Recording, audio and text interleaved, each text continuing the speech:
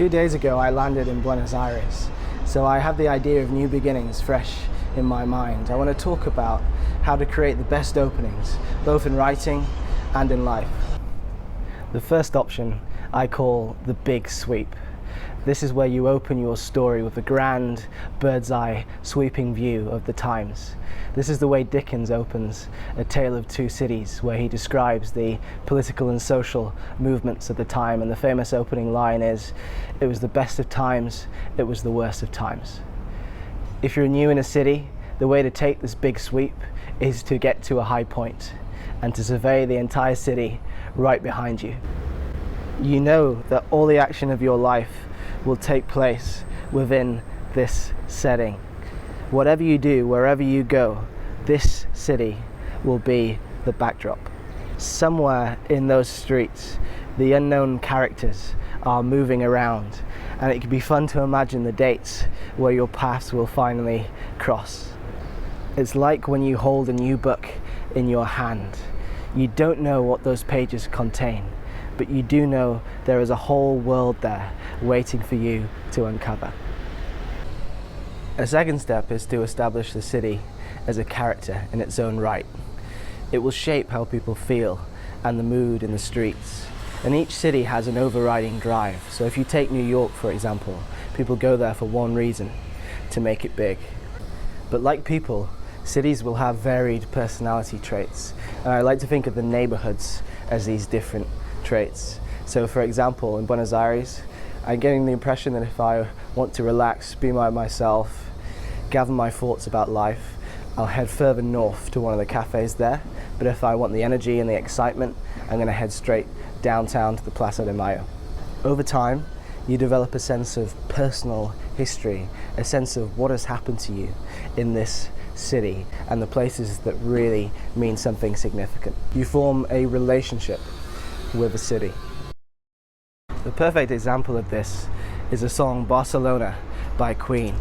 The lyrics are written as though he could be addressing either his wife or the city Barcelona itself. It's a grand opening. Then it settles down into some light piano that feel almost like footsteps, like he's walking through the city, and you can really pick up the atmosphere of the streets maybe in the evening and how it's blending with his mood, and you sense that relationship forming between the character and the city. A second way to establish a city is through the events taking place there. Let's take a look at A Tale of Two Cities. That's set at the time of the French Revolution, and he presents the contrast between two cities, so the one being London and the other being Paris. Whilst Paris represents that borderline between excitement and savagery, potential that is realized and potential that is destroyed, London represents a place that is stable but also stale. Argentina right now is going through 211% inflation, and that has to raise questions in people's minds. The first one is, what can you rely on? If you can't rely on the currency or the government, who are your sources of support, be that family or friends, or is it just yourself? If your money is going to lose the value that quickly, what is your approach to life? Do you turn conservative and save all that you have? Or do you live for today, spend it as soon as you get it, and focus solely on the present moment? The third step is to go straight into the action. I always feel when you're new to your city that you should go directly to the city centre and to one of the main highlights.